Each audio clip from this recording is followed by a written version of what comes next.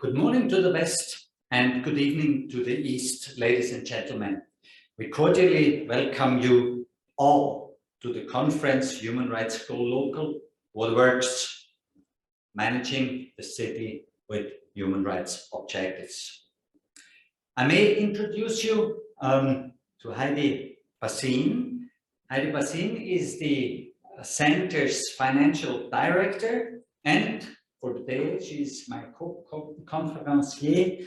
Welcome, Heidi.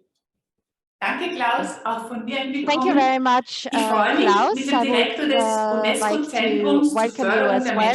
It's a great pleasure for me to be moderating this conference together with the director of the UNESCO Center for the Promotion of Human Rights at the local and regional levels, Klaus Stahl. It's now my great pleasure to hand over to the president of the University of Graz, Mr. Peter Riedler, who will address you as the host of our center. Thank you very much. Mrs. Bassin, Mr. Stahl, ladies and gentlemen, participants of the conference, as director of the University of Graz, I'm very happy to be in the position to say a few words to you. The International Center for the Promotion of Human Rights at the local and regional levels under the auspices of UNESCO contributes to the implementation of the international human rights agenda at the local and regional levels, as you know. Situated in Graz, Austria, the center promotes a human rights-based approach to policymaking and practice at the local and the regional level. As a hub connecting the global and the local level, the center further offers a human rights lab, an extensive clearinghouse, and a series of monitoring, consulting, and educational services. As we observe in the media more or less every day, human rights are a very central issue, and by far not only in remote countries, but even in Austria. Research in law at the University of Graz has a strong focus, a strategic focus on human rights. And this is why, and not only this is why, the University of Graz is happy to host the center, building on 20 years of experience and expertise. Together with activities at the university itself, it contributes to the goal not only to provide excellent research, but also to offer solutions, or at least suggestions, to tackle the world's great challenges. A very special concern of ours at the university is to make research results available to society. And in this specific case, of course, to make the world a little bit better. As you might know, the center concentrates on 3 core functions: to be a facilitator for the implementation of human rights. It strengthens the institutional and human capacities for inclusion and equitable policymaking, as a moderator for exchange, and finally, as a bridge builder. The center connects the international with the local levels and brings together stakeholders for fruitful dialogue to solve societal challenges. And when you look at the conference program, you will see that today's conference perfectly fits into these functions. I would like to thank the organizers and the participants, especially those who will deal with suggested concepts and instruments. And may your findings secure peace and improve our social coexistence according to our university's motto, "We work for tomorrow." Thank you very much.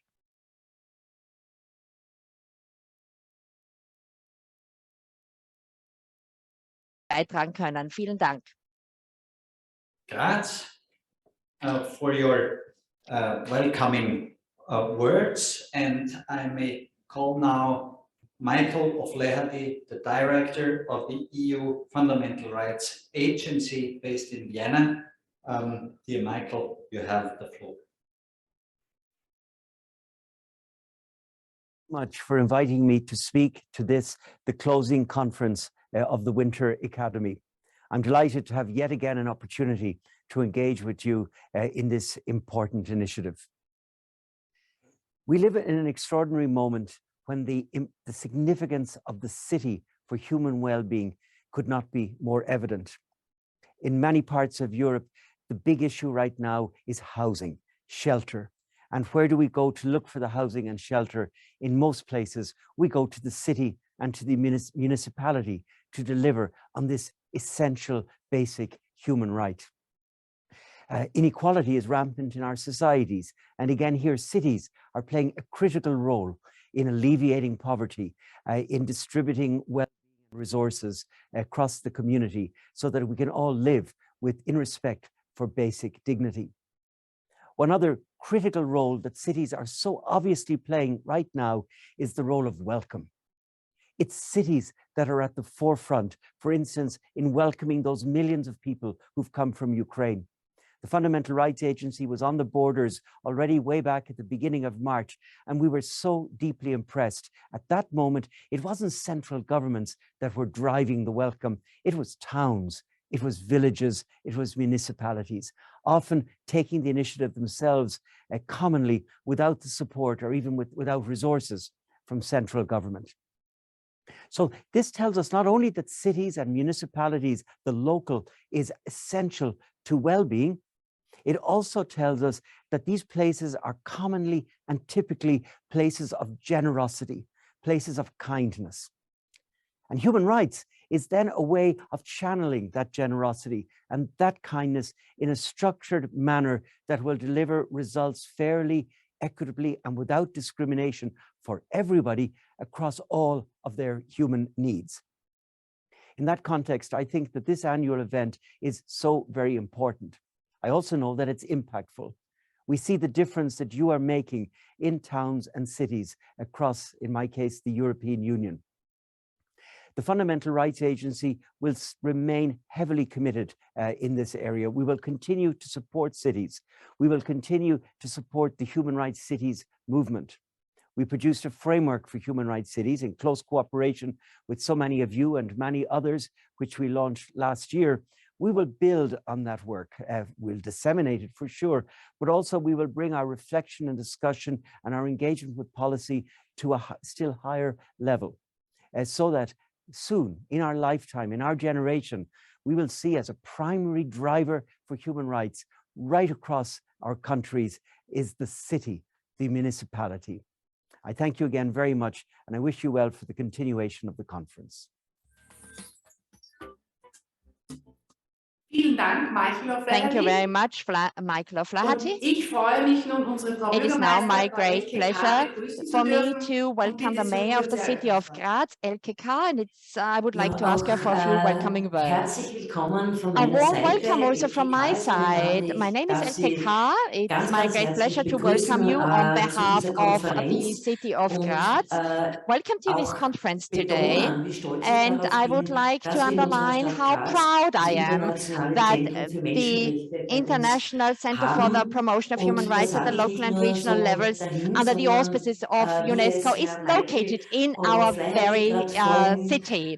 Michael O'Flaherty has just underlined, and he is right in doing so, he underlined that it is the cities, the communities that promote peaceful coexistence, and it is the cities, the municipalities, where policy is most close, policymakers are closest to the people. They have to take the needs, requirements of the people living in the city into account, and it is our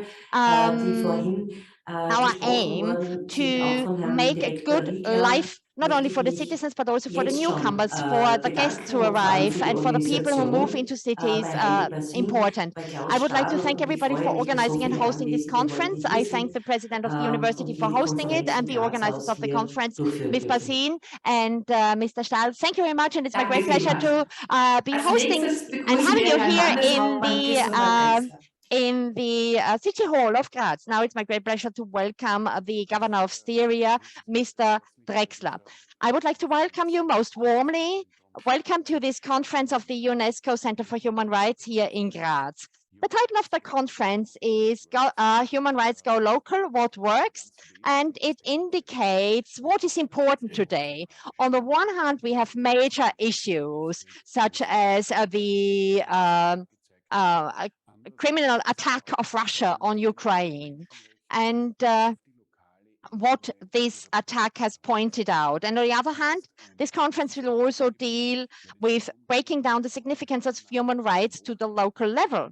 This is a major task for regional and local policymakers. It is always about dealing diligently with human rights at the local and regional level and to initiate and promote the respective development in this field. I am glad that this conference can take place here, and I'm already looking forward to the results, and I wish you all the best for your deliberations today. I wish you all the best, and let us work together for human rights at the local and regional level. I cordially thank Governor Drexler and have the honor to ask Alexander Schallenberg, Minister of Foreign Affairs, to open the conference for the Federal Republic. Minister Schallenberg, you have it.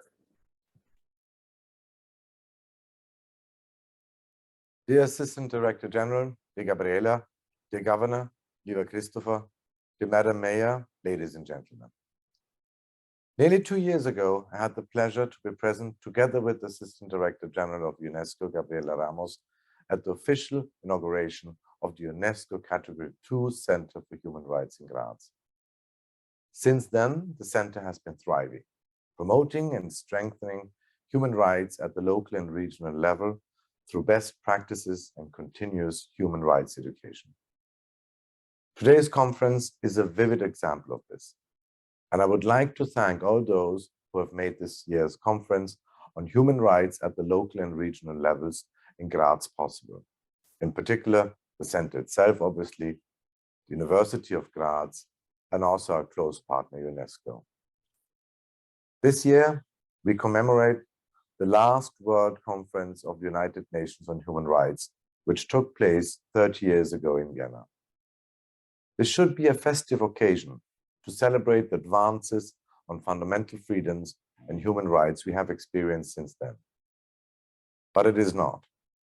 If anything, we have to acknowledge that worldwide human rights are increasingly under pressure, and that our assumption that they will slowly but surely progress in advance was flawed, if not naive.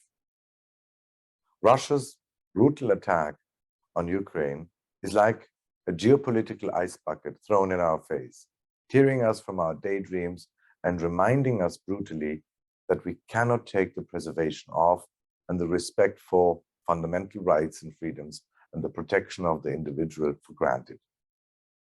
There is simply no automaticity, and there are no guarantees as far as human rights are concerned. We have to continuously stand up and fight for them if we want to preserve our way of life.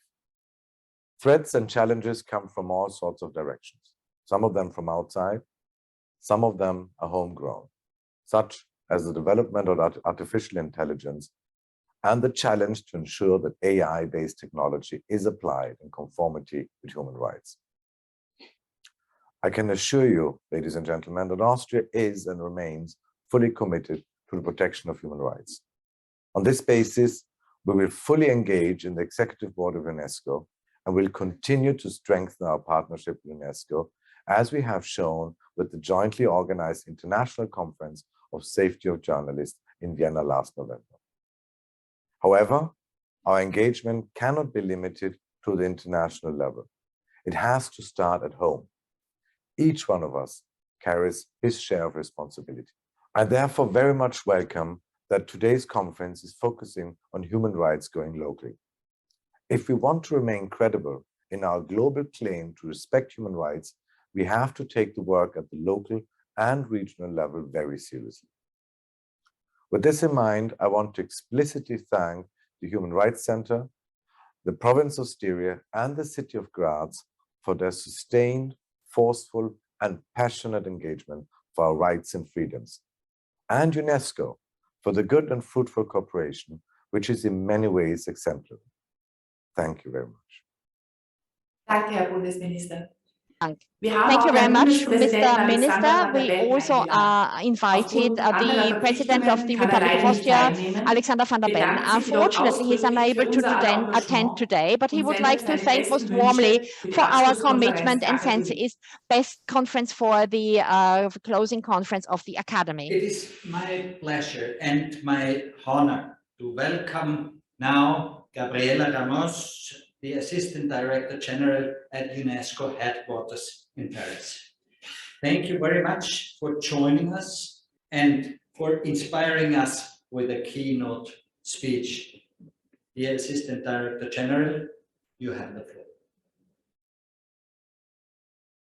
Thank you so much, Klaus, and I wish I was there with you. As Minister Schallenberg mentioned, we were together a year ago. We have been really close to the efforts of not only Austria, but also Styria and the city of Graz, the university, the center, and all the forces that you are gathering today again for this very important issue of how to uphold and how to promote a human rights-based approach in so many areas that we need to tackle. So first and foremost, congratulations, and I'm very pleased to close this the third Graz Human Rights Academy, and that is coinciding with the 75th anniversary of the Universal Declaration of Human Rights. And every year when we gather together, it's just to realize that these efforts should be strengthened every time, because the context is not getting easier. This is something that the previous speakers have really focused on. The overall situation in the world after the pandemic and the very uneven impact with the war that we are confronting against Ukraine, with the increased fragmentation of our societies derived by inequalities, by racism and discrimination, by a very biased digital transformation.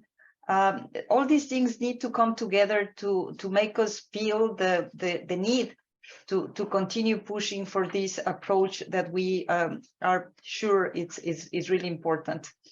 The trends are complicated. The major challenges as we know them, be it the climate, as I said, or the digital transformation, demography, refugees, all this movement of people, massive movement of people everywhere, that is really putting a challenge particularly to the local governance. It's calling on us to look at how do we address them and how we can make our commitment to the human rights frameworks deliver. The Minister Schallenberg mentioned the digital transformation and artificial intelligence. This is a specific area where we can really show how much, depending on the framework and depending on the action of governments at different levels, we can ensure that we get the best out of these impressive technologies, or we just continue building up a more divided, a more confronted world, a more unequal world where the technologies are just exacerbating those trends. Probably you all have seen the impressive launch of the GPT-3, which is this chat box that can really produce text that are quite elaborated. Today, Google is launching their own tool. But again, being the house of the ethics of artificial intelligence, UNESCO, we are wondering whether, again, an AI development has been launched without due consideration of its impact on human rights, on fair outcomes, on inclusive outcomes, on protecting people against discrimination. And therefore, I feel that everywhere we need to be pushing for this agenda in a much more resolved manner. We are doing, of course, with the recommendation on the ethics of artificial intelligence, but I know that the center and also the government of Austria in general are pushing for this view of digital humanism, where we ensure that the way we develop these technologies does not translate the bias that we have in the real world into the digital world, with less transparency, with more opaque algorithms, and also with outcomes that then is very difficult to know when we have been discriminated in the digital world and whether we can be compensated. But this is just an example. We know there is higher levels of poverty. There is more violence against women, at least is increasing in many fronts. The pushback against women's rights, and this is something that I really want to underscore, because it's again something where the cities have a lot of room to provide with solutions. But the fact is that we're seeing this pushback in the developments in Afghanistan, where girls can no longer go to school, in developments in Iran, where they cannot dress the way they might wish, but even in the US, where they cannot decide on their bodies and decisions that are so important and fundamental for their own dignity and identity related to the reproductive rights. So I feel that all this is telling us that we should be really, really engaged as you are and continue to push for an agenda that delivers for people. And then, of course, being in the broader world in terms of the other parts of the world, the question of poverty, the question of lack of means for so many people around the world, the food crisis that we are confronting now, the energy crisis, and all these trends impact much more the more vulnerable. And I feel that this is one of the most important messages that we should bring home related to how do we ensure that human rights are respected and human dignity is respected all over the world. Because there cannot be a real delivery of human rights if there are still people that do not have the means to cover their basic needs. And by the way, this is not related to this discussion, but I just want to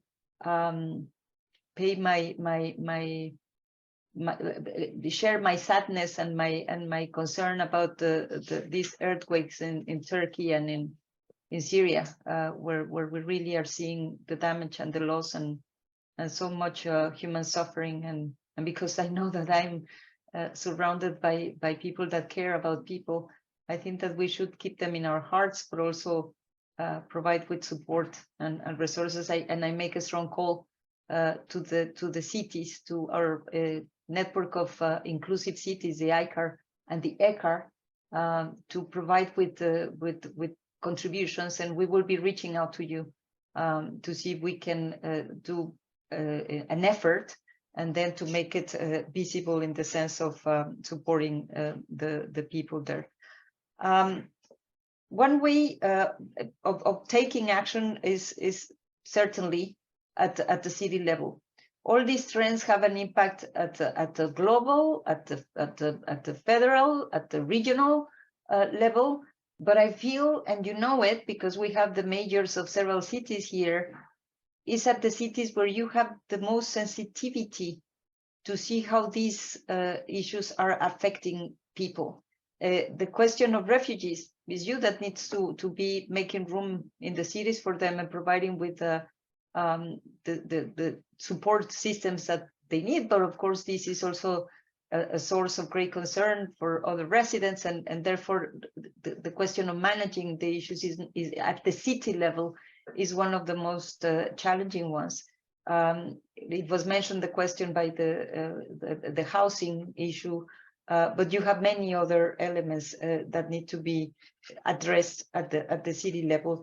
And actually, I really like the framework that you choose to talk about public administrations, because many times public administrations are, when they are well trained and capable to understand these challenges and produce good policy advice, is not necessary that they always include the human rights approach.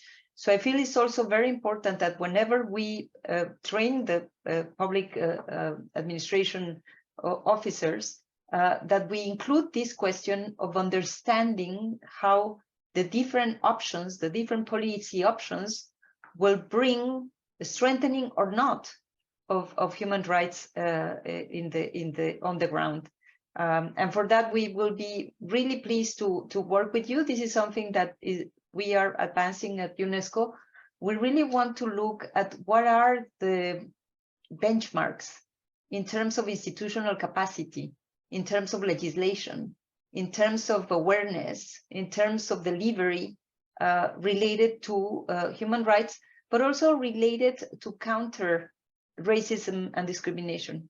Because in the very tight context in which we live, there is also this increasing trend of higher rates of racism and discrimination, including in the digital world. But not only that, the many cases that we have experienced through the media in the latest month tells us that there is this problem in terms of increasing racism and discrimination. And I think that bottom line, if we don't have the institutions that are in charge to ensure the rule of law, that are in charge of protecting people and protecting people's rights, if they are not well endowed with the elements to counter racism and discrimination, the service will not be fully delivered.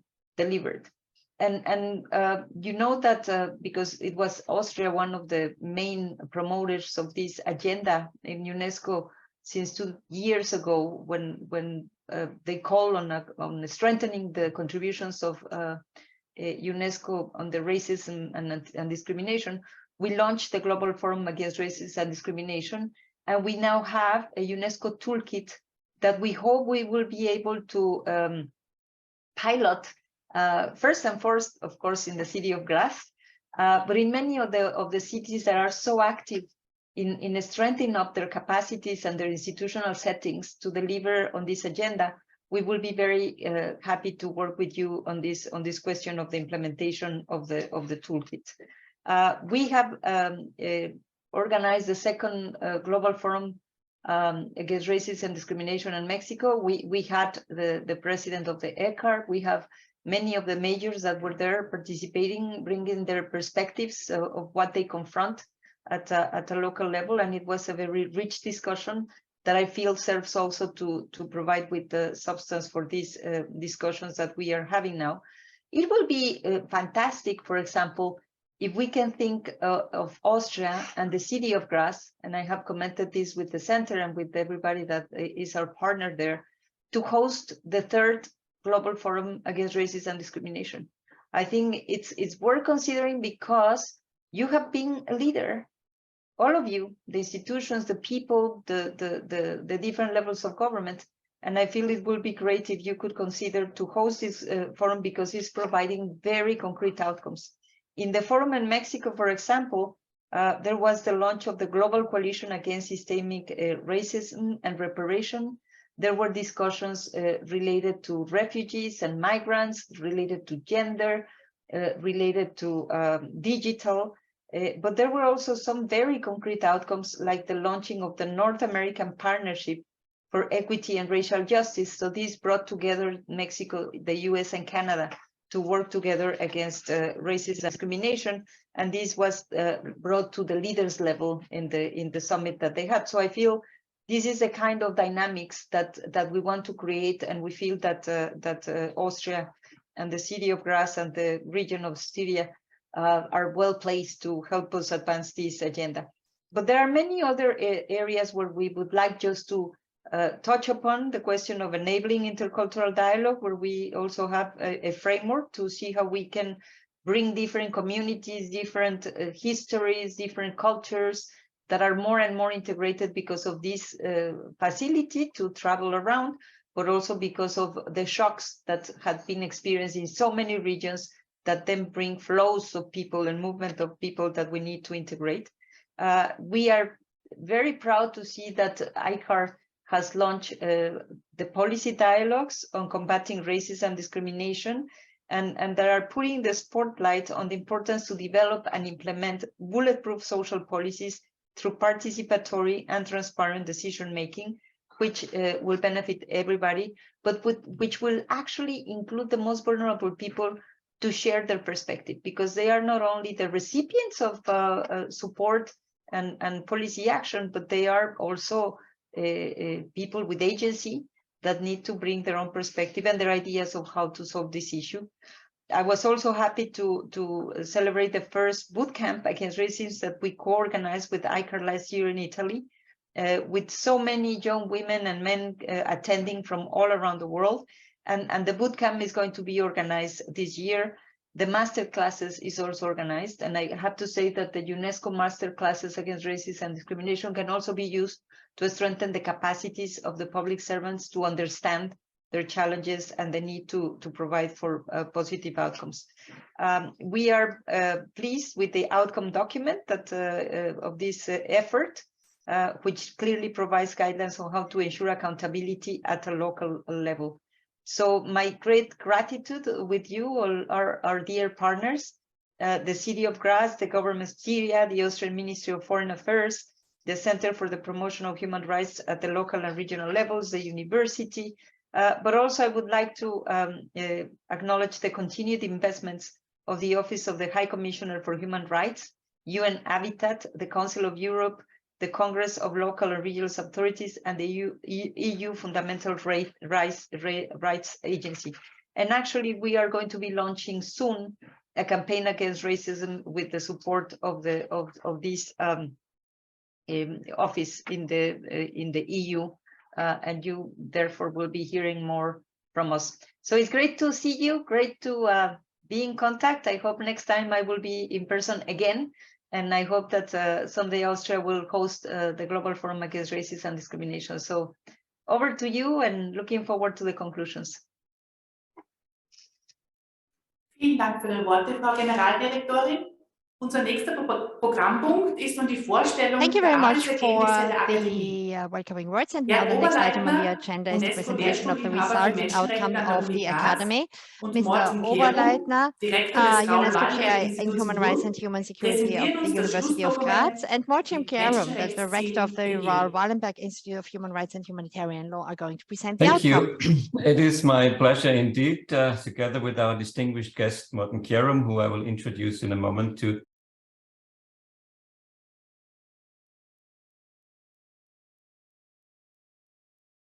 This is our annual online event dedicated to facilitating exchange and learning for all stakeholders who are interested in promoting human rights at the local level. The outcome document is the result not only of in-depth discussions and engagement in the Academy, but it is a joint product of all the partners who have co-organized this year's event: academia, city administrations, international organizations, NGOs. The document is not a formally adopted decision. It is meant as a supportive encouragement. It does contain a set of specific and targeted recommendations directed to local and regional administrations on how to move from good intentions towards firmly integrating human rights in local administrations, and specifically in management concepts and instruments, which ultimately should allow to govern cities by human rights objectives. The text has been prepared by the participants of the Academy in a collaborative way. It is informed by the presentations and discussions and specific working groups in the Academy, so as to ensure that it builds on lessons learned and that it reflects the views and aspirations of all stakeholders present in the Academy from around the world. It is a text that comes with substantial inputs from international organizations as partners in the Academy, UNESCO, the UN High Commissioner for Human Rights, the Fundamental Rights Agency, and the Council of Europe's Congress of Local and Regional Authorities, as well as representatives of local and regional authorities and municipalities in Europe, in Africa, in Asia, in the Arab world, in the Americas, members of civil society, academics, established practitioners in the field, but also next generation human rights professionals, to ensure that the voice of young people is being heard. So it is my pleasure to introduce Morten Kierum, who has kindly agreed to present the main messages which the outcome documents to you. Morten is director of the Raoul Wallenberg Institute of Human Rights and Humanitarian Law in Lund, and he was a former director of the Fundamental Rights Agency in Vienna and the Danish Institute of Human Rights, as well as a former member of the UN Committee Against Racial Discrimination. He was and continues to be involved in a range of human rights capacity building projects in all parts of the world, but today much of his work is indeed devoted to promote human rights at the local level. And only last week he hosted an expert meeting in Lund on this very topic, so there is no person more knowledgeable to present the results of our collaborative work. Morten, may I please invite you to inform us on the outcome document? Thank you very much, Gert, and thank you very much for the invitation. It's a great honor to be part of the presentation of the outcome document for the 2023 Academy. When reading the document and going back to the documents from the previous years, it has really found an interesting format. It has found a format where it is relevant and really highlight some of the key issues. So congratulations with that. Congratulations to Klaus Stahl and the entire team that has developed the Academy into such a well-established institution that I must say that we really count on to develop further the thinking on how cities and local governments relate to human rights. Well done. Another thing that strikes me when reading the document is how the document and the way you work contribute to the joining up of human rights work in all the various dimensions. You just sort of outline all the actors that have been engaged in developing the document. When we look across continent, the disjointed approach to human rights is very often what leads to the dire realization of human rights for many people. The participants and organizers are, as you reflected, and is also reflected in the document, from the international and regional organizations, and further to the national and local actors. The dialogue between all these layers is so important for the further promotion and protection of human rights. Apart from, so to say, they joined up from the local to the global, there's also a joining up within the local structures. In Graz, you suddenly find a vibrant interaction between the administrative staff members in municipalities, meeting frontline workers in the social or employment offices of municipalities and regional authorities across continents. And when they sit there talking, suddenly a person, an economist from the budget department in a municipality walks in. They've hardly met before. And if they have for sure not discussed human rights issues. Most of them would not perceive it as relevant for their work. So this is sort of the dynamic that you contribute to create during the Academy in Graz. And when the participants leave, when they leave the Graz Academy, they know that if human rights should be fully realized in their municipality or region, they need to collaborate and find human rights compatible ways forward, and they have to find them together. They are aware, as stated in the document, that human rights standards and principles impose obligations on all tiers of government, which extend to public management processes and the way governments raise, allocate, and spend public funds, as well as evaluate their use. And they will also acknowledge that embedding human rights in public management helps to mobilize locally elected representatives and staff of local administrations towards common goals. It sort of breaks the silos or make the silos transparent.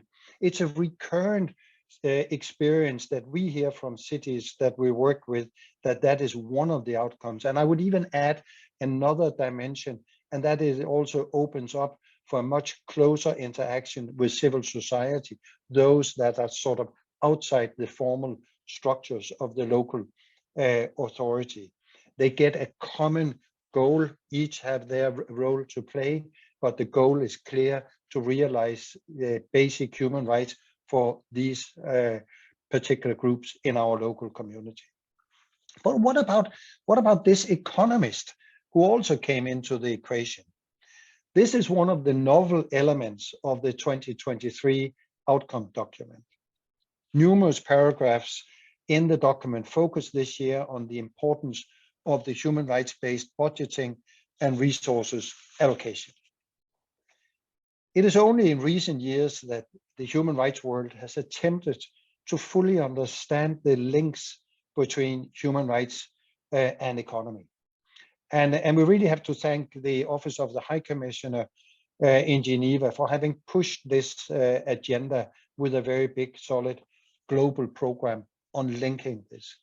But it's not only the UN, it's definitely also the very local developments that we have seen in recent years, that more and more cities and local authorities experiment with a human rights-based budgeting, developing the methodology, exploring the potential in this way of doing budgeting.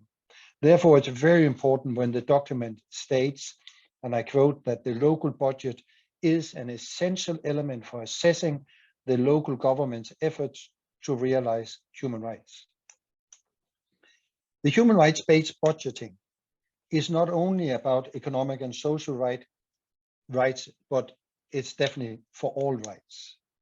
However, it is important to, as underscored in the document, to recall that the concepts of progressive realization and non-retrogression, appropriate and adequate allocation for immediate realization, and the use of maximum available resources are essential for human rights realization.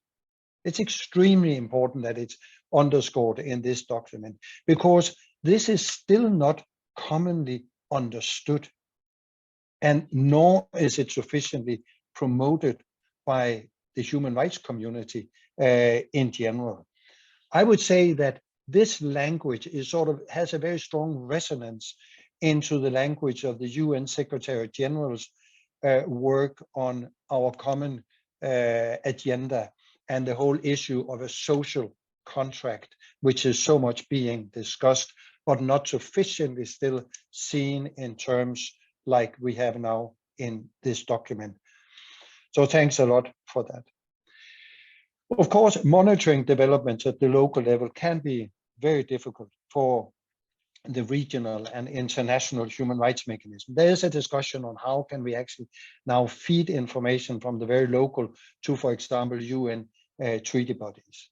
However, there is an interesting mechanism that again is rightly highlighted in the outcome document, and that is the voluntary local reviews. The voluntary local reviews is a way to monitor the progress at the local level in relation to the UN Sustainable Development Goals. How do they progress? And let's not forget, again, also mentioned in the document, that the SDGs are powerful accelerators of the process of localizing human rights.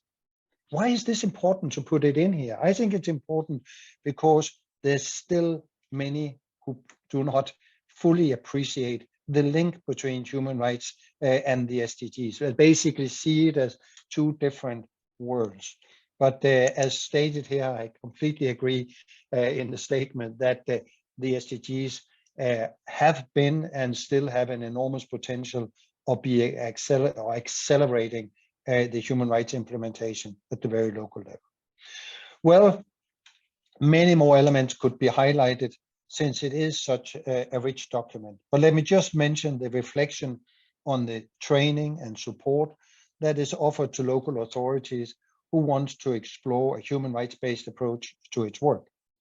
Apart from the GRAS Academy, there are numerous other offers of training today at the various continents, and not least peer exchanges in networks. Various networks are there, and still more are being elaborated.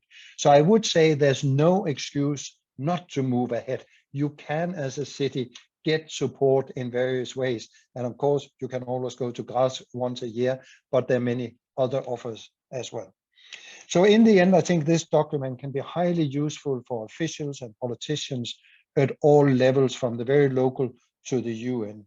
It contributes to a fuller understanding of how human rights can be realized or strengthened locally in conjunction with national and international authorities. So once again, I want to congratulate the organizers with a very successful academy and with an outcome document that I'm sure will be used widely. Thank you. Eingesetzt werden wird. Thank you very much, dear Morten and dear Gerd. But also I want to thank Gabriela Ramos for the appreciation of the achievements of the Academy and on the appreciation of the center's work. Thank you very much, Morten Karen, for the analysis of this outcome document, and in your excellent way, you put from this comprehensive outcome document, you put your fingers on the most important points. However, I want to give to forward this appreciation to the local governments here, to the regional government of Styria, and to the government of the city of Graz, which informed us about what is possible when you have the attitudes towards a human rights-based approach to be applied by the local government. And so thank you very much, Ms. Mayor here in Graz, for inspiring us all for this work, because it's the last 22 years we learned from you what we can now share with the world. So thank you all for these presentations. We turn now to the next highlight of this conference, a high-level panel with mayors from different continents and officials from international organizations, our partner organizations, who will discuss the relevance of the outcome document for the political practice. I may welcome also Wolfgang Benedek, who agreed to moderate this panel. Dear Wolfgang, thank you very much for coming. Wolfgang Benedek has a remarkable CV. He's a professor for international law at the University of Graz. He was advising the African Commission on Human and People's Rights. He engaged in the reconstruction of the University of Sarajevo after the war. In 1999, he founded the European Training Center for Human Rights and Democracy here in Graz, and he was involved in the making of the Human Rights City Graz, which was declared as such on the 8th of February 2001. What is the reason for having this conference commemorating this day every year on February 8th? Recently, Wolfgang served as a special rapporteur for the OSCE on Belarus and Ukraine. And today he is here with us. Wolfgang, you have the floor.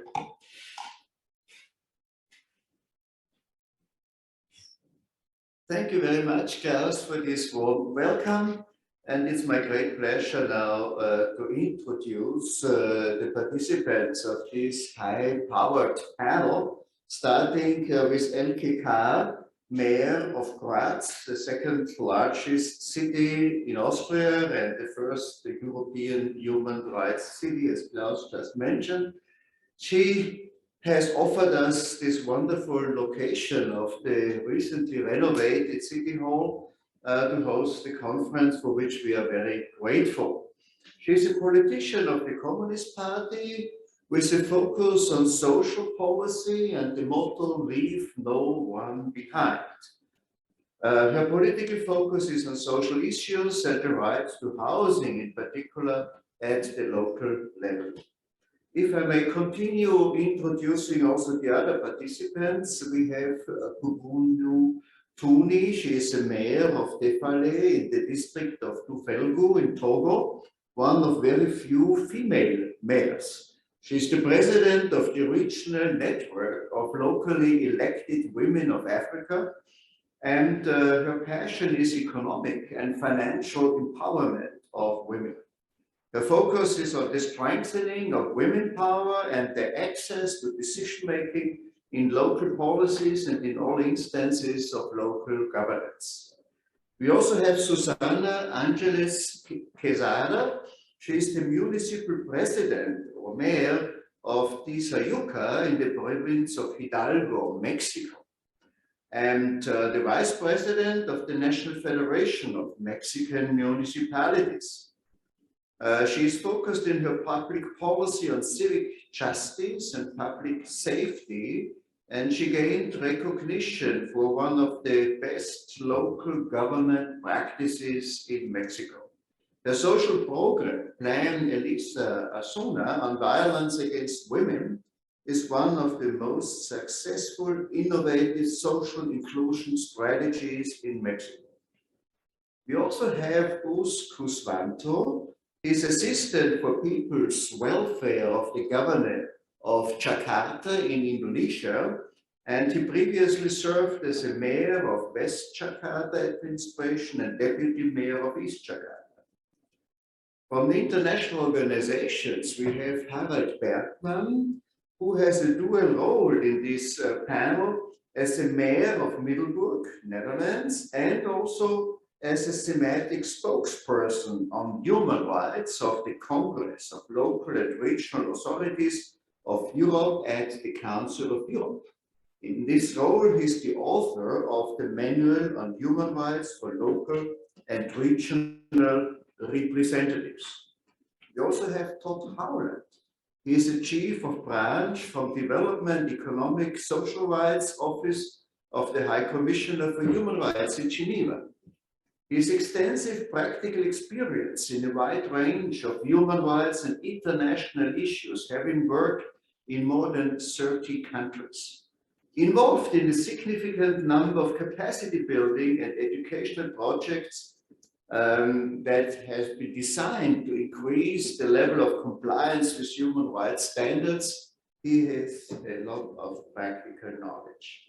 And finally, Robert Louis Lettington, Unity Leader for Urban Legislation and Branch Coordinator for Legislation, Land and Governance at the UN Habitat, the United Nations Human Settlement Program, with field experience in some 40 countries. So Robert's specialist areas include legislative drafting, physical planning and development control, intellectual property rights and information management, environmental and natural resources, and one could go on. So I'm very pleased to have this panel of practitioners, and we have identified a few key issues of the outcome document which should be the focus of our discussion here.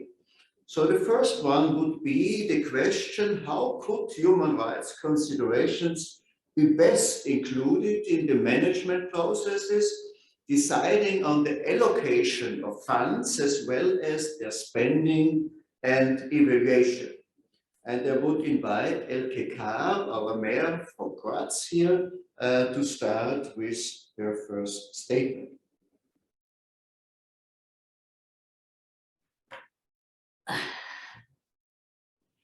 Ja, liebe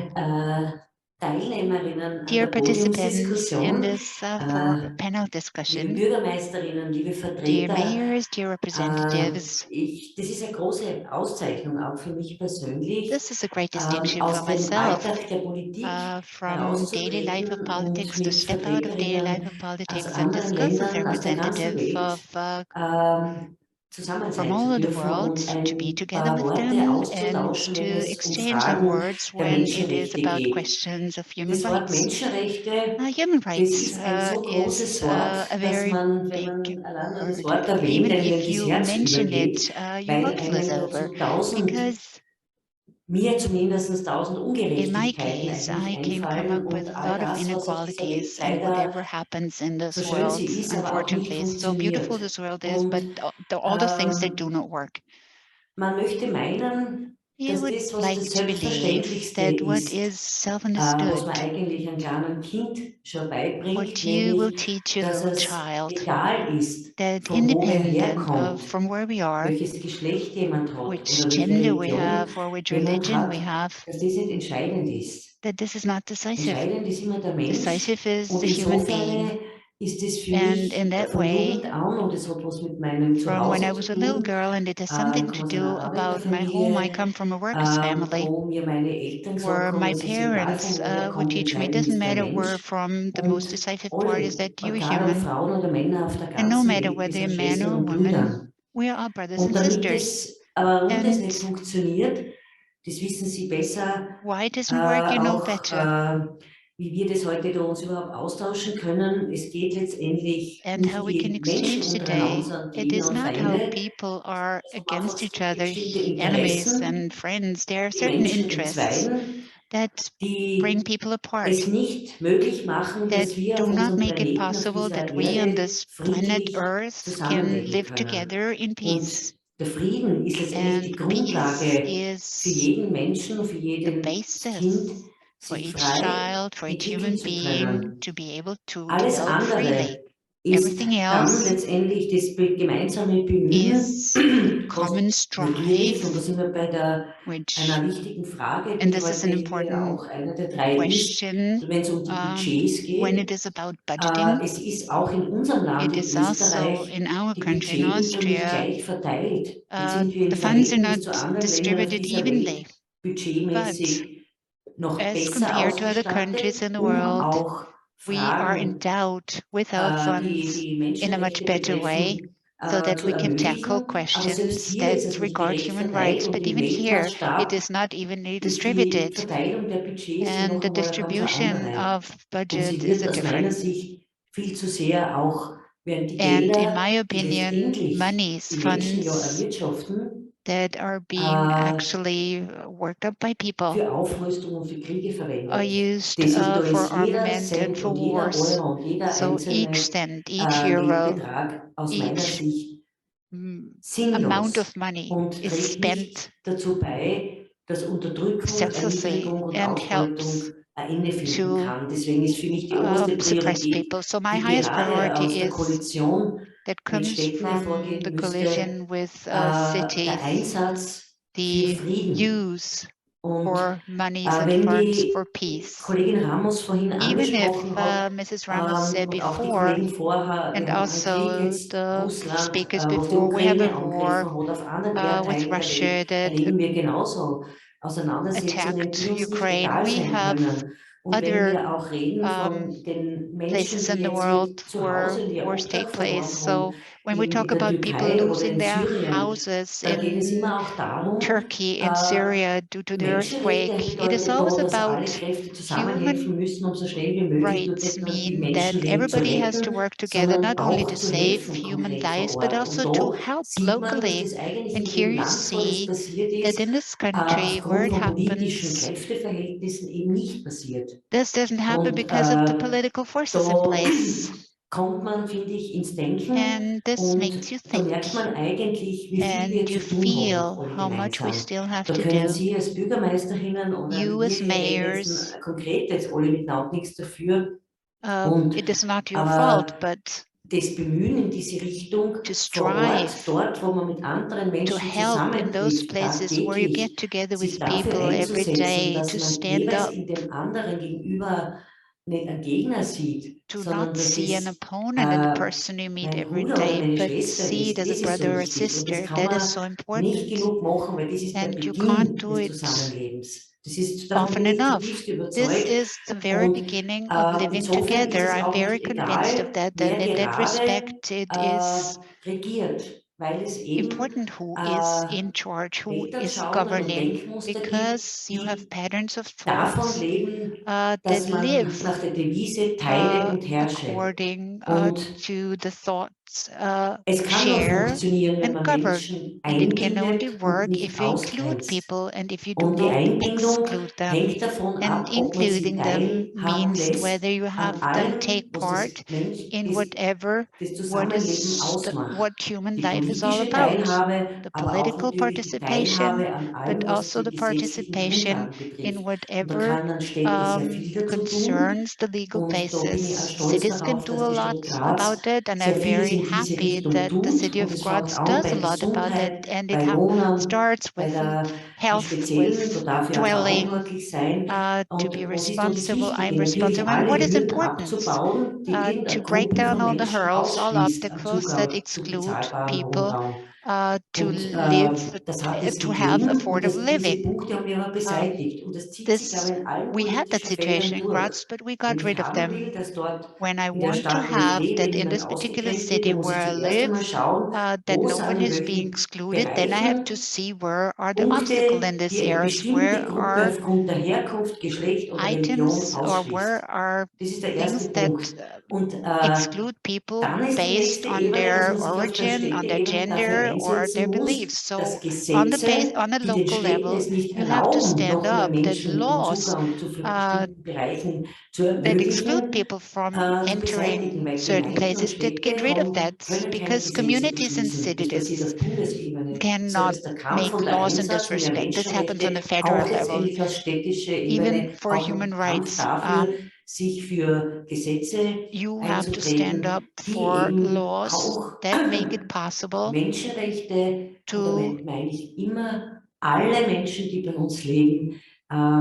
include all people who live here and to apply human rights. And one clear item here is the right to vote. People who have lived here for many years but do not have an Austrian passport do not only have to pay taxes, but have to be allowed to take part in the democratic process. And with that, I would like to come to an end, because I believe that the human rights have something to do with concrete policy, local policy, and you have to stand up and define what the problems are, and they are in certain laws that do not make it possible that everybody who lives in the country have the same participation in human rights as we understand them. Thank you very much, Mrs. Mayer, for this account of your practical experience, your commitment to non-discrimination, respect of the other, and human needs as a basis for the application of human rights. Next is Todd Howland from the Office of the High Commissioner of Human Rights. Please, you have the floor.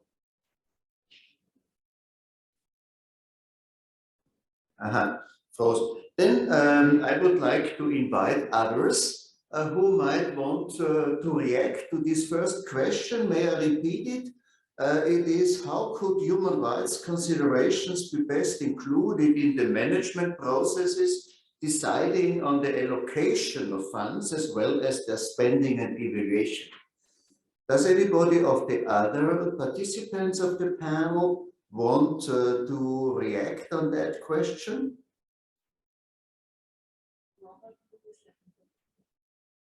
Robert Lewis.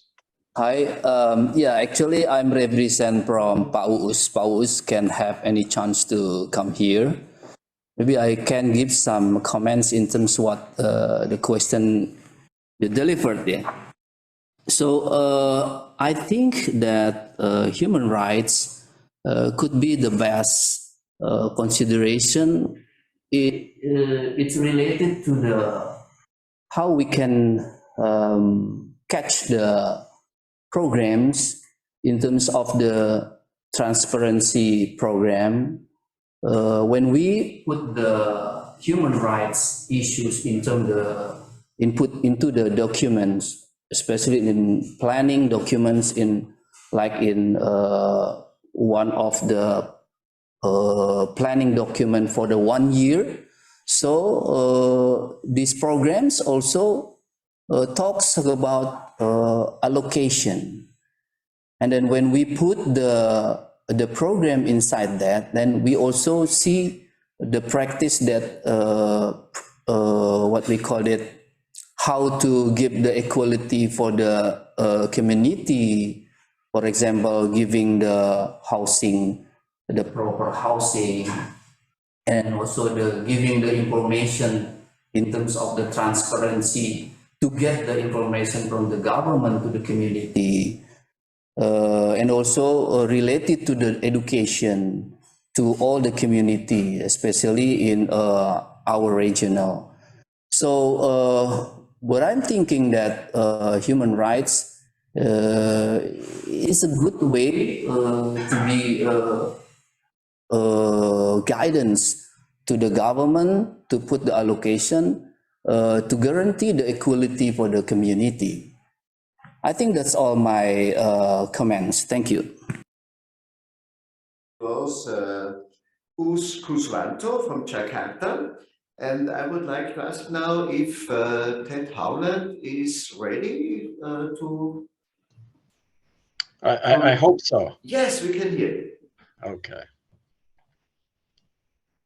I'm very sorry for the technical problem on my side. And I would like to thank the Graz Academy for the invitation and also the initiative. Human Rights Go Local, What Works, Governing the City by Human Rights Objectives, Management Concepts and Instruments. The Office of the High Commission for Human Rights of the United Nations was established to help facilitate the realization of human rights globally.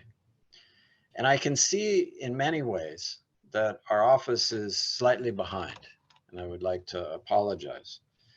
I think one of the challenges in the human rights field is that to a large degree, it's the national governments that interact on human rights at the Human Rights Council within the Universal Peer Review. But the reality is that it's the local governments that are closer to the people. It's the local governments that interact with the people on a daily basis with a range of rights. And very importantly, that range of rights relates to all human rights, whether those relate to civil rights in terms of voting or whether they relate to access to health, access to education, whether it relates to discrimination. It relates to the real way in which government interfaces with migrants and communities that have been marginalized, whether by race, ethnicity, by disability, or gender. So in many ways, I think the office needs to catch up and understand that there's this global movement of cities that are struggling to figure out how do they take these concepts that are often extremely important in terms of creating an outcome for the societies we'd like to work in. But oftentimes, as the Winter Academy is pointing out, the concepts and instruments are limited. I think that if we look at budgeting and we look at utilization of budgets to achieve human rights outcomes, I can say that there's a number of cities that are actually well advanced at evaluating parts of their budgets to determine whether or not it's enhancing the level of enjoyment of, let's say, the right to education, or the level of enhancement of the right to access to healthcare. But I don't think that there's any particular local government that has gone and actually created the metrics necessary to do a full analysis of how it impacts human rights and all human rights. And I think partly that's our responsibility. We haven't done a good job collecting those practices from different cities that then can be put back into the circulation so that then different cities can take those good practices and learn from those practices. I'd like to point out two where we've been working specifically with local governments. One is in Uruguay and one is in Argentina. I think that it's important that we point these out because of the fact that we are new to this area and we are developing, let's say, the methodologies and understanding of how we can actually help local governments to develop the type of management concepts and instruments needed to bring human rights and use human rights as a useful policy tool to enhance that level of respect for rights at the local level. I think that a good example of this is the city of Buenos Aires has made considerable progress in establishing public procurement model that is more sustainable, setting the groundwork to advance a human rights-based public procurement system. And public procurement accounts for about 25% of the budget of Buenos Aires. The city has sustainable public procurement policies that integrate environmental, social, and economic considerations at various stages of the purchasing and contracting process in order to address any potential negative human rights impact from the product or process that they're using, and to enhance the positive human rights outcomes from their procurement work. This is among other practices the city of Buenos Aires is using, and it's coordinating this throughout all departments. So I think that's very important, right? Because they have an overall policy objective set by the mayor and city council, but they're working with every department to really determine whether they're using their purchasing power, which again I said is about 25% of their budget, to actually, when they're creating and establishing the criteria for procurement, are they considering the human rights factors? And then they also look at when they reward or when they give the contract, they also look, did in fact that purchase have the type of impact that they were looking for? Whether that relates to the inclusion of people with disabilities, whether that relates to the inclusion of migrants, whether that relates to the outcome in terms of the human rights outcome, in terms of improving the level of enjoyment of their citizens. So we really have enjoyed working with the city of Buenos Aires in terms of how they are developing concrete instruments for how they use their budget and procurement to achieve human rights objectives and ends. We have a small project also in Uruguay with 3 different local governments in a similar vein. But this project is slightly wider in scope because we also bring in the different parts of the UN system within this particular effort to support, where possible, the different 3 local governments, Cañalones, Rocha, and Paysunda in Uruguay, and that we work with the Uruguayan Agency of International Cooperation to try to, what we call within economic, social, and cultural rights, maximize available resources. This means that within the planning process of the budget of these 3 local governments, they articulate how they believe different spending will enhance the level of respect for human rights in these particular areas. They have their tax base, they have the money available, but on top of that, they have the ability to interact with the UN system and the donors that exist in Uruguay in order to enhance the amount of money. So maximizing the available resources to invest in particular programs and projects that are defined in the budget, but including some international cooperation in order so that they produce even a greater impact with these programs and projects. So for us, these are 2 very good examples, but I do want to apologize that we're not working in every country and working with you to learn from you about what you're doing, because for us, I think that's critically important. You know, hearing the mayor from Graz and the efforts from Graz, this we're a bit more familiar with because of our relationship with the Graz Academy. But we actually, I think, every day are learning about different cities in different parts of the world that are actually taking these challenges on and confronting them. And I think what's important for our organization, collaborating with the Graz Academy and others working in this space, is to make sure that people don't start, to create the wheel again. Is that we do have a lot of efforts going on globally, and I think this is a good panel to show that from Indonesia to the Netherlands to Mexico to Togo, we have a lot going on. And I think we're behind in terms of really collecting those and assembling them in an accessible way so that people then see these instruments and can then take them and utilize them and develop them further related to their reality. And so for us, it's a great opportunity to be collaborating with the Graz Academy, the the work that they've done before in terms of the outcome document and the research in terms of finding good examples is extremely important. But I think we definitely need to up our game so that we can actually contribute to the work in cities, because it is, again, cities that are closest to the people that have more impact on the realization of rights than normally we understand and realize. So I want to thank each and every one of you for the work that you've been doing in terms of supporting human rights, and the office will continue to try to grow this area of work to support you in your efforts. Thanks very much for the invitation and for the work you're doing.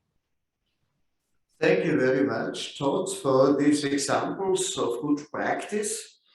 As you're well aware, this year we are commemorating 30 years of the Vienna World Conference on Human Rights, and after that, your office, so to say, moved to the field also. And now there is this attention also to the local level, which I think is a very good development. I'm not sure if Robert also wanted to comment on the first question. If so, I would ask all of the panelists to be a bit shorter so that we can also cover the other two questions properly.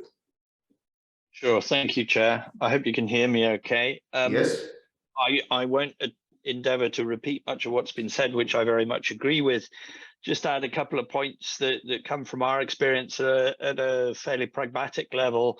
I know it's not strictly speaking budget, but looking at the revenue side of things is extremely important. Looking at enhancing the capacity of local authorities to generate their own revenue, and then looking at the spread of how that revenue is generated. We have found frequently that it's generated in a fairly regressive manner, with an emphasis upon revenue sources that come from the poorest, rather than focusing on wealthier individuals and assets within a city. And so often these things can be adjusted, and overall that can increase the resource envelope. Similarly, I think it's important, it's been hinted at by a couple of the speakers, but to be looking at both the process and the outcome side is extremely important. Yes, people need ownership. They need to be able to have a say in what's going on. But you, on the one hand, you can't make that too rigid. You can't tie the city's hands so tightly that it doesn't have the ability to respond to needs at a broader level that it can perceive. But also you need to look at that outcome side of, are we succeeding in delivering housing for the sectors that are actually most in need? We frequently find there is a struggle with really disaggregating the populations according to their need and their capacities, and there's a lot more scope to be done there. And some cities are really good at that, others find it more challenging. And I think there's a lot of scope for cities to share with each other in those kinds of experiences.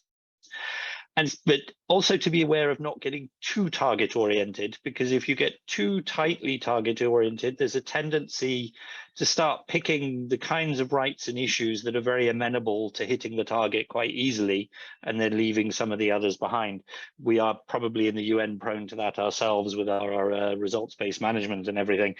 So those are just a few comments just to sort of add into the conversation. Thank you very much for the time.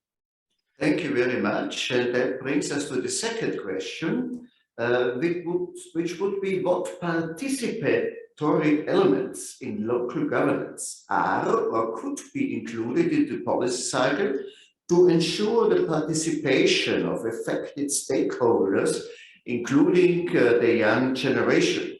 And I would like to call first Kubuni Tuni, the mayor of Tefale in Togo. Please.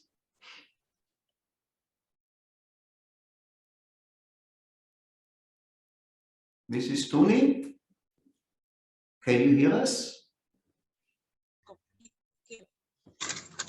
Unfortunately, we couldn't hear you. Maybe while you settle the technical problem, we could hear from Harald Bergmann, Mayor of Middelburg. Please. Shall I start?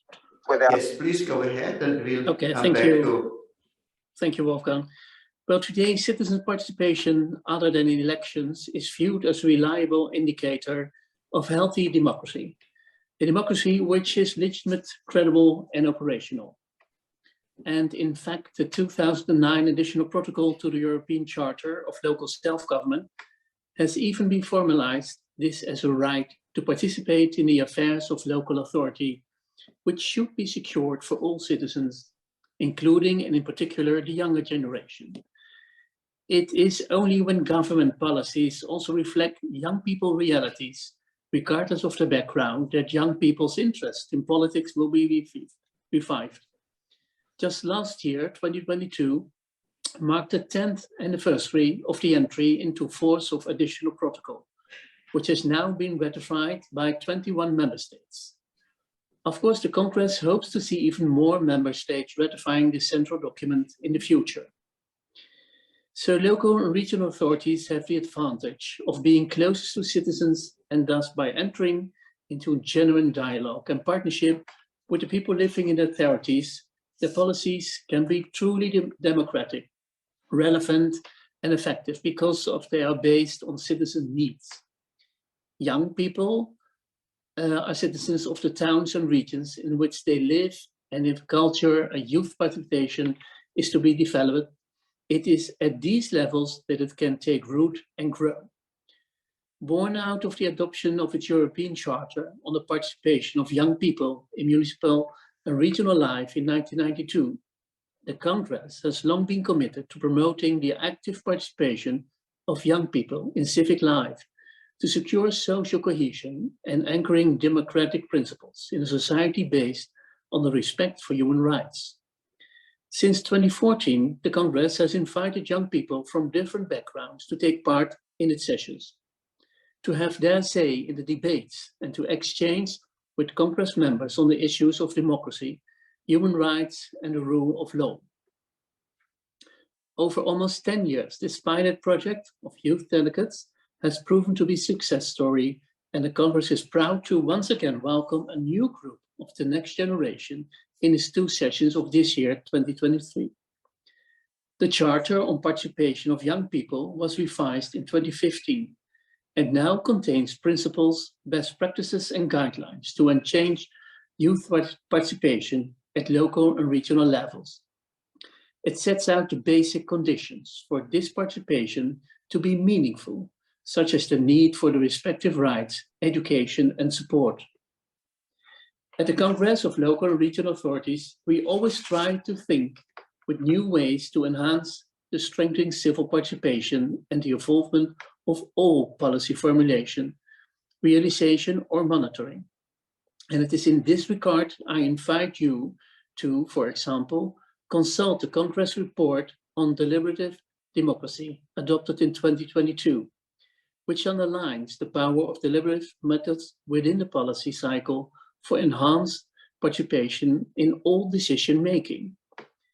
So 2023, this year, marks a special year at the Council of Europe, with member states facing new and unprecedented challenges, such as the war in Ukraine, or backsliding of democracy observed in many parts of the world. The Council of Europe has realized the urgency to hold a 4th summit of heads of states of government. It is high time to revive the consequence of Europe based on the core values of human rights, democracy, and the rule of law. With youth participation high upon the agenda of the Congress, we made sure to also underline this commitment in our contribution to the summit, knowing that active involvement of the next generation is essential if we are to build more democratic, caring, and prosperous societies for times to come. Thank you, Wolfgang. Thank you very much for sharing with us also about the work of the Congress of Local and Regional Authorities in Europe and its work on the young generation in particular. And now we could have a second try with Mrs. Tooney from Togo. Please, Mrs. Tooney, you have the floor.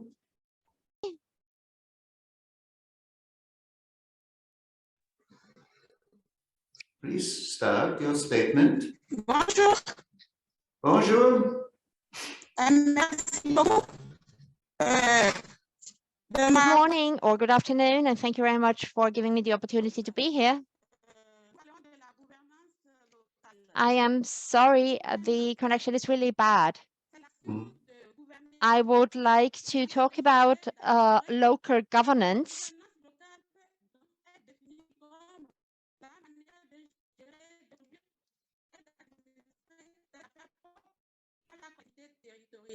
It is important how we manage our cities.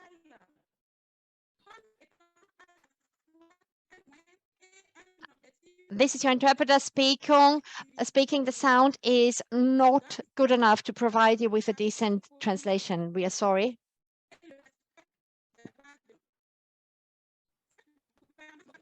The participation of the citizens, in administrative policy is very important. The citizens or people living in cities must take part or play a role in local policy making, and this is precisely what we are doing. Our work is based on this principle.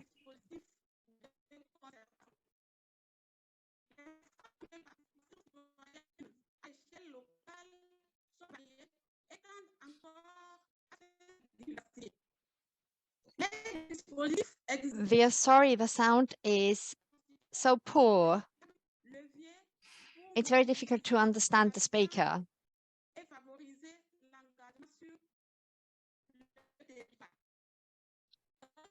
We in our city aim to include the vulnerable citizens, people in vulnerable situations, into our work. We want to reach out to all levels of our population.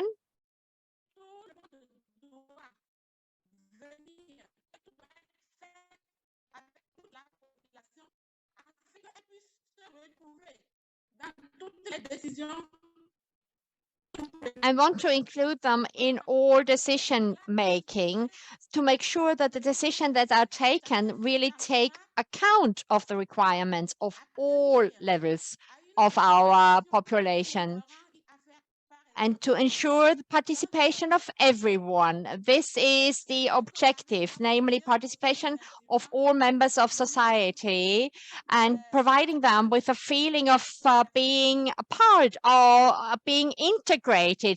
This is the main message I wanted to share with you, namely to integrate all levels of society. And I would like to thank you very much for giving me the opportunity to speak to you. Thank you very much, Mrs. Mayer, and a special thanks to our interpreter who managed in difficult conditions to translate your speech. Now, I think just to ask quickly, is there anybody else from the panelists who would like to refer to the second question? If that is not the case, we can go on for the third one. Which is how is or could transparency on the budgeting and spending of resources be provided, including an assessment and evaluation of the results achieved? And I'm very pleased to recognize Susana Angeles Quesada, President of the Municipality of Tizayuca in Mexico, who will be the first commenter. Please.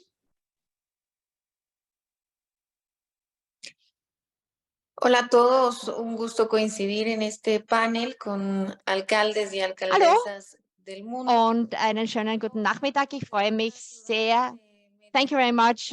It is a great pleasure for me to participate in this panel. And I speak to you from Mexico. We are some 30 minutes away from Mexico City. And coming back to your question, I would like to say a few words about concrete measures that we are taking. First of all, I would like to mention that you cannot assume that all local governments proceed in the same way. And in order to make progress, we need political commitment. So we need people who, like me, are at the forefront fighting for human rights. And it is important that we follow the guidelines. There are various measures that we implement. First of all, we coined the slogan TISA. This is an abbreviation of TISA Yuccan, which means open city. The city is open for everyone. Similar to what Madam Carr said, that she doesn't want to leave anybody behind. So our slogan is TISA, open city, similar to the process in Graz. But this also means that we have to create transparency in our budgeting processes. And we have local administrations, small congresses, regional congresses. They do not have legislative power, but they follow the slogan of the open city, and it means that these people are included, that these congresses are also included in the decision-making processes. The Mexican law provides that assemblies must be held every 3 months where decisions will be taken about public work, for example, road work or public projects that need to be implemented. And the representatives of the districts, of the municipalities, the heads of the educational institutions, they are all invited. And in these assemblies, we always make sure that human rights and the human dignity are always at the top of the agenda.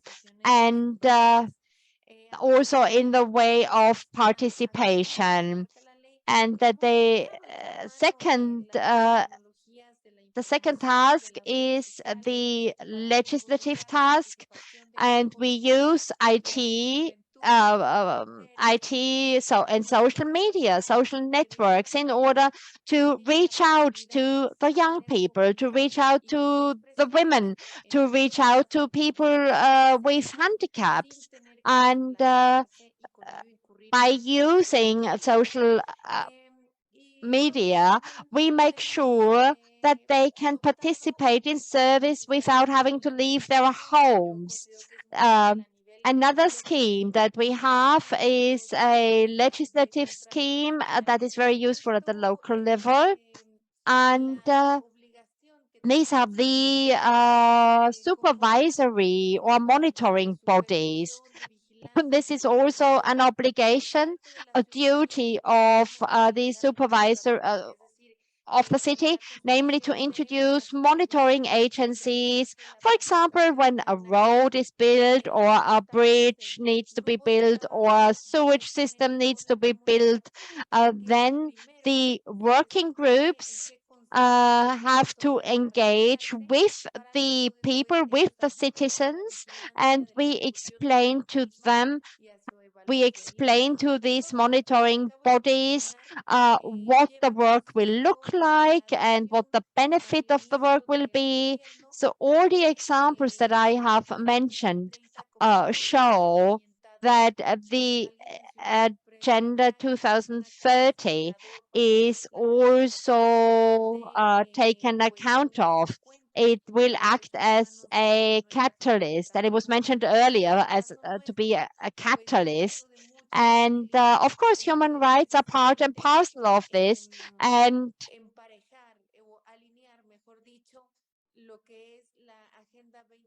we used the agenda and harmonized it or aligned it with our community development plan. So the two of them are parallel. So the agenda informs the development of the municipal and local agenda. The ultimate objective is to divide the power, to share the power. And it is great to see how it works. And the people in our cities appreciate this approach.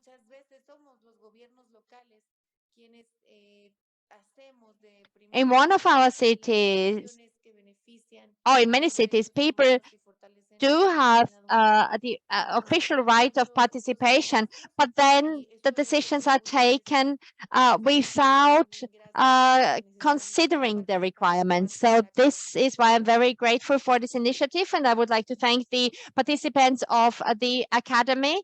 And thank you very much for your input, and thank you for giving me the opportunity to talk to you. Thank you very much. And it was extremely interesting to see how you operationalize your open city approach, Tisa. And now I would like to call on Robert from UN Habitat, who would also like to share some thoughts on that question. Thank you very much, Chair. Just to sort of quickly run through some of the key points I would look at. I mean, obviously, transparency from our point of view begins and ends with sharing the information. So adequately documenting what you're doing, where you're spending money, and how that links or is expected to link into certain priorities and directions is extremely important, because sharing that information allows individuals to access the process, allows them to question, and promotes engagement. Sure, it can lead to some challenges occasionally. We all know that awkward questions can be asked, but I think that principle of getting the basic information out there in a way that is digestible and in a way that links very clearly to what we're trying to achieve with different projects and different sets of expenditure. I think then once you start moving into some of the different areas, there are a range of ways in which you can look at things. For example, at the moment, we are working in the area of water and sanitation with the Global Water Operators Partnership Alliance, which is a collective of water operators, both public and private, from all across the world, to look at sort of citizen surveying and responsiveness on water and sanitation delivery. Getting apps on phones that allow to say, well, in your city, in theory, there is universal water coverage. Do you actually get it? Do you get it 24 hours a day, 7 days a week? Or for some of that, is it, is it clean and useful, or does it have things wriggling and growing in it?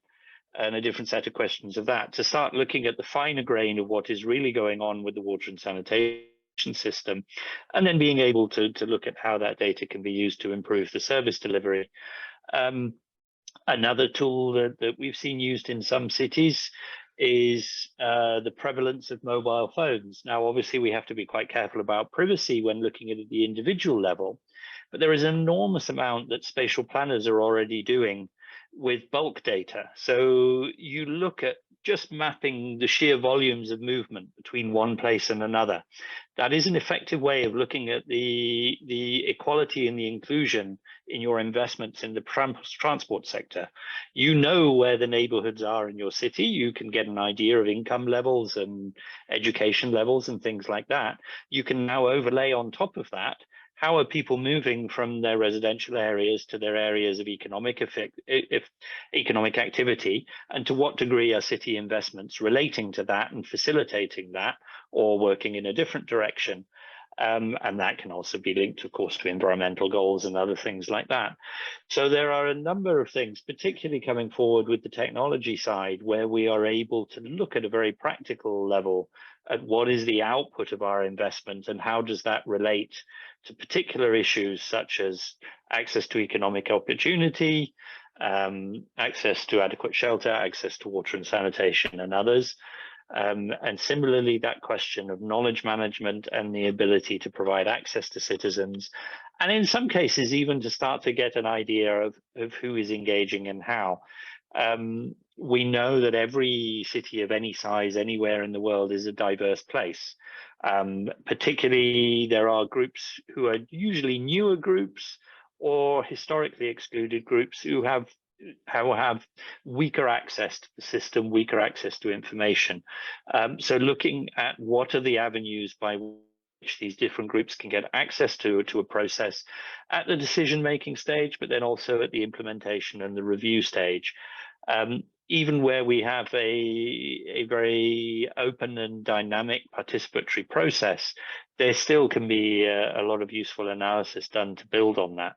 So I think the question really sort of starts and ends with, one, is the willingness to look at really what is transparency and engagement around our budgeting processes, and then carrying on from there, what are the ways in which we can measure both the process side and then again to really look at the outcome side for where our highest priorities lie, because hopefully we've identified clear links to human rights priorities in the earlier stage.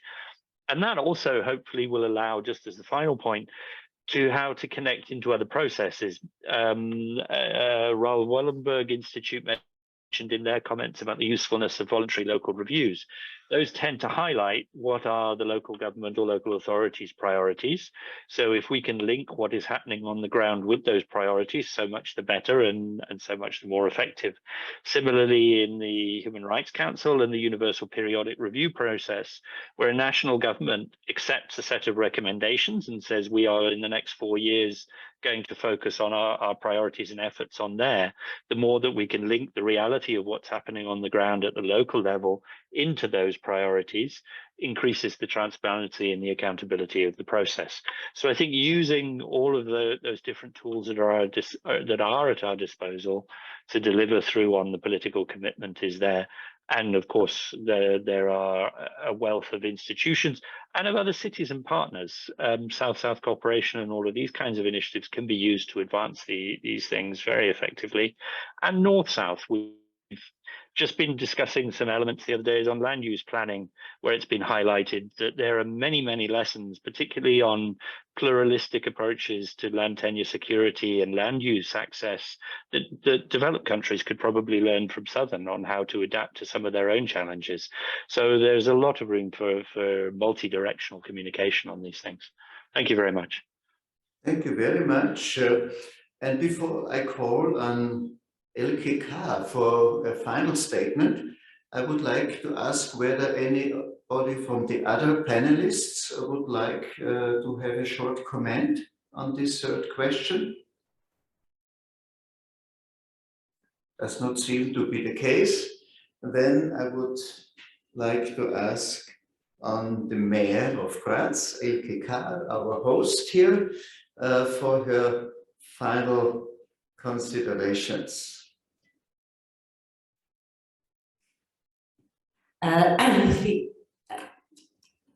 Thank you very much, Mr. Benedict, for leading the panel. And I would not like to make like a final statement or contribution, because all the contributions from your side were very valuable, very important. And in particular, I would like to say something about Franco Ossara, because this was a decisive sentence that I think was very important. You said it is important to where you are a politician yourself or where you live to try to share the power with the population. I think this is a very important statement. I believe the efforts for the city government and the local politicians to go in this direction. So we try very hard in the city of Graz to go in this direction. A lot has been implemented, be it with children and young people, by having young children in youth parliaments, be it different advisory councils for women, for people who deal with environmental questions, migrants. We have a council of migrants. We are a city with 160 different nationalities that do not only have their own election process. We also looked in this period that they can be in all executive committees that are important to them, or that they can take part in this, that they can participate, that they can ask questions. I think this is really very important, because this is always in unison with the people who are politically responsible, that all groups of the society, be it young, be it old, there is also advisory council for senior people so that they can issue their topics and that politics can be open and discuss all these items openly. And with regards to the budgets, I think that we have still a way to go because our budgets are public, that can be seen by the public for everybody in Graz. But it is always a question, do I understand what is in such a budget? Because if you look at the report of 100 pages, that doesn't mean that this individual budget situations people can understand. And this translation to a comprehensible language. Why do we spend money on what? How much money do we spend? And also with an explanation on that for what it is. This is the task that we have made our issue with the people responsible for finances. Not only transparency, it has to be transparency, it has to be readable, it has to be understandable. So it is the most important thing. You do not improve if you just, talk in clever formulas. People need to understand you. And I think the most important thing is politicians really must be accessible for the population, must have an open door, not only in the city council hall, but also out there where people live.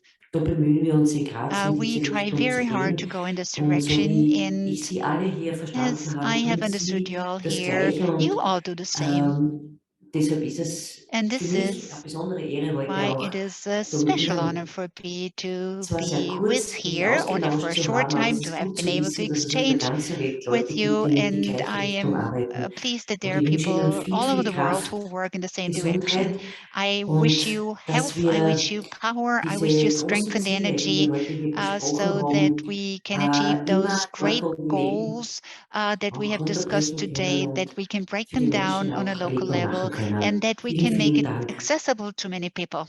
Thank you very much.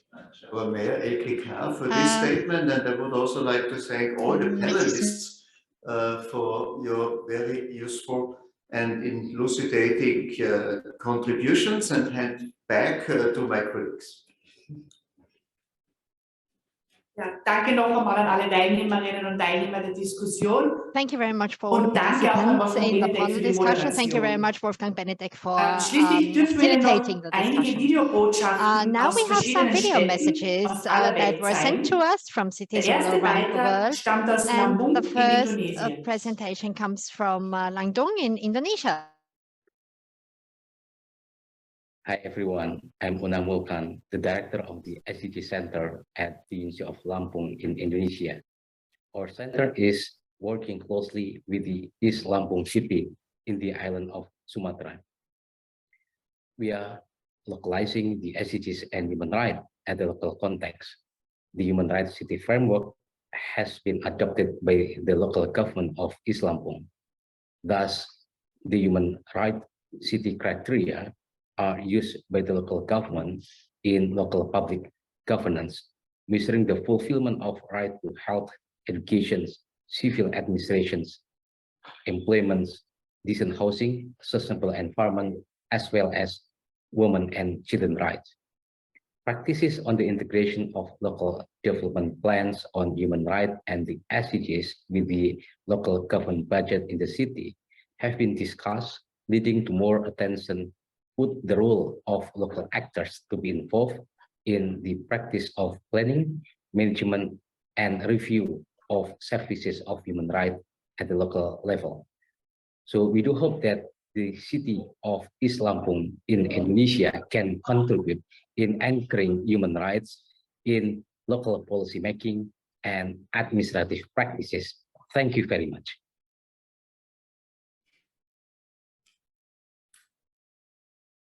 Thank you very much. And now we get to see a contribution from Medellin in Colombia. Soy Alexandra Virbiescas Castro Azul, subsecretaria de Derechos Humanos de la Secretaría de Inclusión Social.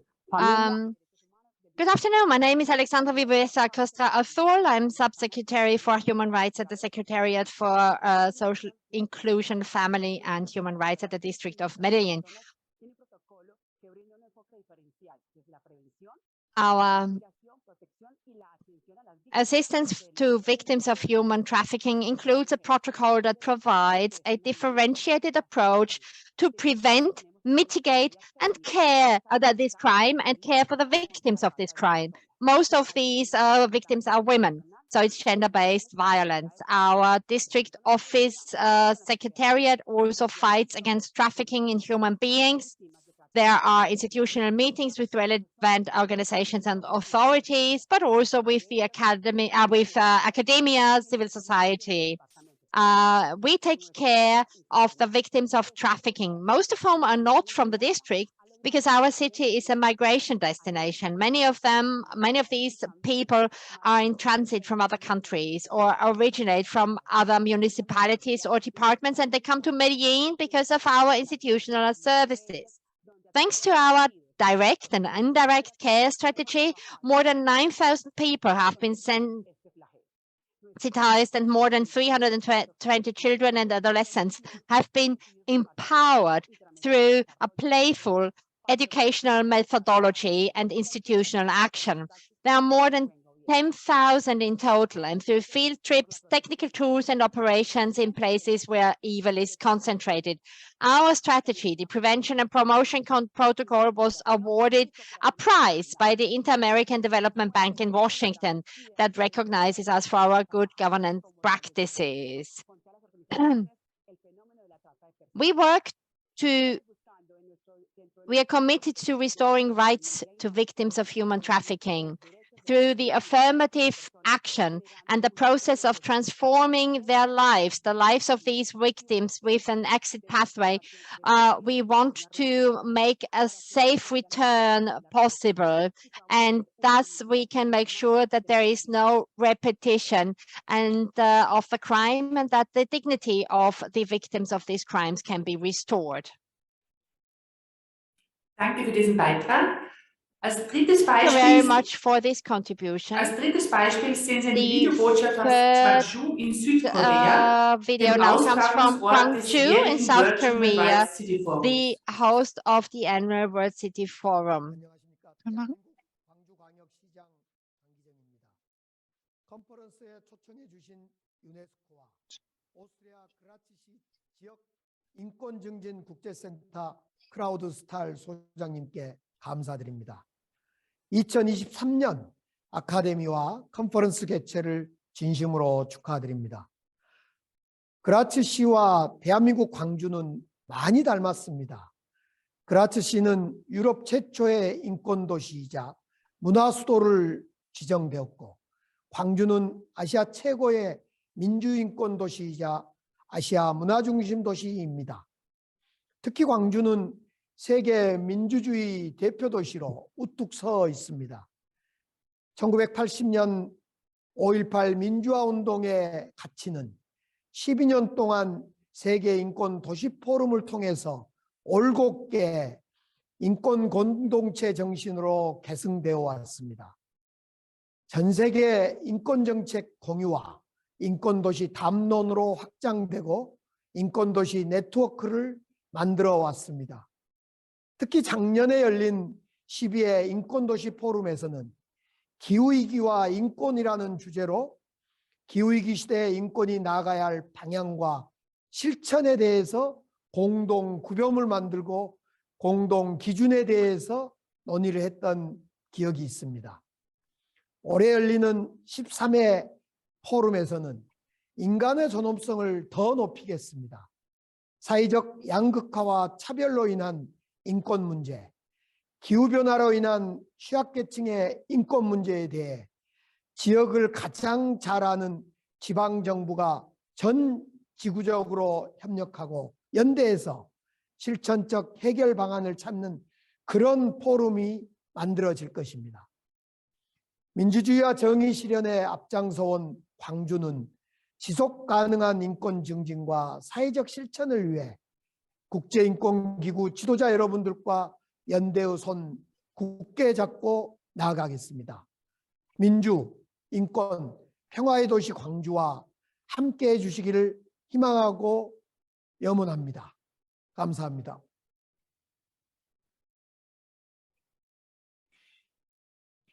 Thank you all. Thank you very, very much. We are really overwhelmed by all the contributions, by the outcome of the Academy, and by your participation. Thank you to all the participants, to all our partners, to all our speakers. A special thanks to the interpreters, and an outstanding thanks to Wanda and her team for organizing this Academy and conference already the third time in the commemoration year of the Universal Declaration of Human Rights, which was already mentioned, getting 75 years young as a legal document. After the conference is before the conference. After finishing the outcome document and completing our dissemination work, we will start preparing the next Academy and Conference on Human Rights Go Local, What Works, in February 2024. And I hope for the support of our partners we have so far now. And I wish you a nice day. See you there and goodbye. Wir bedanken uns fürs Dabeisein und wünschen einen schönen Tag im Westen. Thank you very much. Gute Nacht im Osten. And now to all the participants in the East, a good night, and to all the participants in the West, have a nice day. Thank you very much for your attention and for your participation. Thank you very much and goodbye.